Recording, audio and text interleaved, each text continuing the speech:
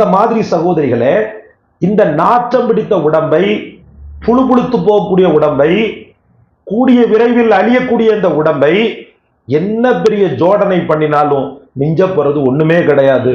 அதனால நம்முடைய வாழ்க்கையில நமக்கான ஒரு ஆக்சுவலிட்டி என்னன்னு சொன்னா, லிபாசு தக்வா, இரையச்சம் என்ற ஆடையை நீங்கள் மேல் போட்டுக் கொள்ளுங்கள். புர்கா அணிகிறீர்கள், அல்ஹம்துலில்லாஹ்.